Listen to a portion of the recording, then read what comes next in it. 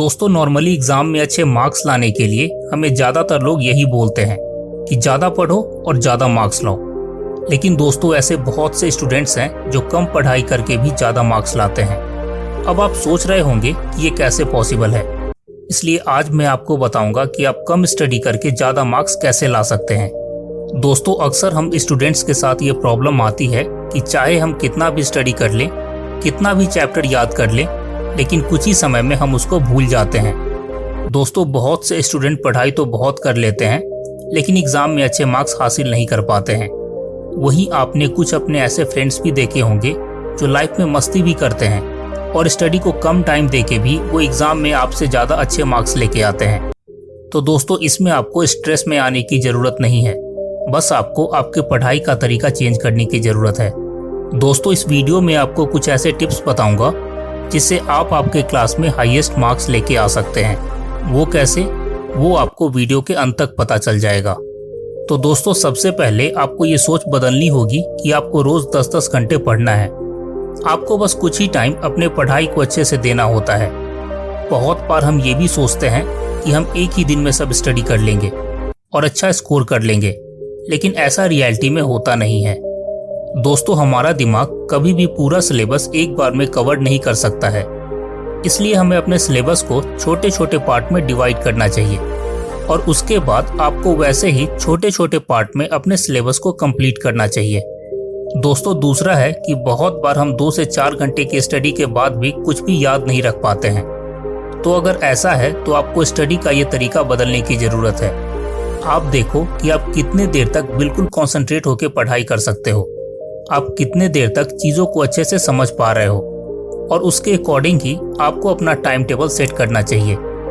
आप चाहे तो इसके लिए एक टाइमर सेट कर सकते हो और फिर जब आप अपने स्टडी में फोकस नहीं कर पा रहे हो या जब आपको लगे कि अब पढ़ाई कंफ्यूजिंग हो रही है, तब आपको वो टाइमर बंद कर देना है और आपको ये चेक करना है कि आपने कितने टाइम तक अच्छे से पढ़ाई की, यानी आपका माइंड कितने समय तक आपके स्टडी में फुल फोकस्ड रहा।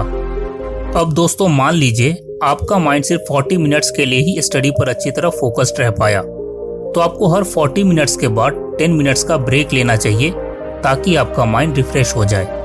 दोस्तों अगर आप क्लास में नेक्स्ट हाईएस्ट मार्क्स लाने वाले स्टूडेंट बनना चाहते हो तो आपको ये गलती बिल्कुल नहीं करनी है। लेकिन क्या है वो गलती? तो दोस्तों वो है अपने वीक पॉइंट को जान के भी उस पर ध्यान नहीं देना।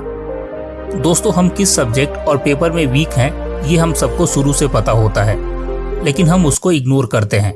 आपको ऐसा नहीं करना है। आप लेकिन अपने वीक पॉइंट को समझने के लिए आपको उस सब्जेक्ट पर भी इक्वली टाइम देना चाहिए। उसके प्रीवियस टेस्ट पेपर सॉल्व करो। आप चाहो तो अपने टीचर से अपने आंसर पेपर चेक करवाओ। अपने वीक पॉइंट की एक लिस्ट बनाओ और उस पर काम करना शुरू करो। अब दोस्तों क्योंकि आप अपने वीक पॉइंट्स पर काम कर रहे हो तो बहुत बार ऐसा होगा कि आप कुछ क्वेश्चंस में अटक जाओगे या उसको सॉल्व नहीं कर पाओगे, तो उस वक्त आपको अपने टीचर से हेल्प लेनी है। या आजकल बहुत से स्टडी ऐप्स अवेलेबल हैं जिसमें जब आप अपने क्वेश्चन स्कैन करोगे तो वो आपकी क्वेरी मिनटों में सॉल्व कर देती है, अब चाहे वो मैथ्स हो या फिर साइंस। दोस्तों तीसरा तरीका ये है कि आप अपने इन्वायरमेंट को अपने स्टडी मूड के अकॉर्डिंग बनाएं। यानी दोस्तों बहुत बार जब हम बेड पर स्टडी करने बैठते हैं तो हम स्टडी कम करते हैं और हमें नींद ज़्यादा आ रही होती है। वहीं अगर हम स्टडी टेबल पर स्टडी करते हैं या लाइब्रेरी में स्टडी करते हैं तो हमारा फोकस हमारे स्टडी पर बना रहता है। अपने स्टडी के लिए एक फिक्स प्लेस बनाने पर आपका दिमाग ऑटोमेटिक स्टडी मोड में चला जाता है जब भी आप अपनी स्टडी वाली जगह पर बैठते हैं। जैसे मैं भी बचपन में स्टडी के लिए अपने विंडो के पास वाले टेबल चेयर में बैठा करता था और वो जगह मुझे अपने स्टडी में फोकस करने में काफ़ी हेल्प भी करती थी, क्योंकि वो मेरे स्टडी का फिक्स इन्वायरमेंट था और मेरी डेली हैबिट का पार्ट भी था, जिसमें मुझे बहुत मज़ा भी आया करता था। दोस्तों चौथा पॉइंट है कि जब भी आप किसी सब्जेक्ट के टॉपिक को शुरू कर रहे हो तो एक बार अपने दिमाग से ये क्वेश्चन पूछना चाहिए कि हम ये टॉपिक क्यों कवर कर रहे हैं, ताकि आपका दिमाग उस टॉपिक को कवर करने से आपको क्या फ़ायदा होगा ये सोच के आपका माइंड उस टॉपिक के लिए और भी ज़्यादा एक्टिव हो जाएगा।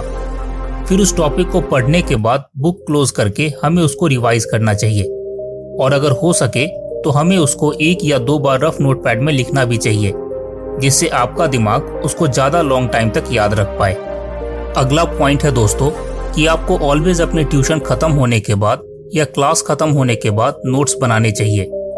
दोस्तों क्लासेस खत्म होने के बाद नोट्स बनाने से आपको ये समझ आएगा कि आपके टीचर का पढ़ाया हुआ आपको कितना समझ आया है। और अगर आपको लगता है कि आप कहीं कुछ मिस कर रहे हैं तो दूसरे दिन ही आप अपने टीचर से अपना कंफ्यूजन क्लियर कीजिए, ताकि आपका कॉन्सेप्ट उस टॉपिक को लेके क्लियर रहे। और ऐसा सिर्फ मैं नहीं, ज़्यादातर सारे टॉपर यही करते हैं। दोस्तों अब आपको नेक्स्ट ये करना है कि अभी तक आपने जितना भी पढ़ा है वो आपको अपने फ्रेंड के साथ डिस्कस करना है और साथ ही उसको एक्सप्लेन भी करना है।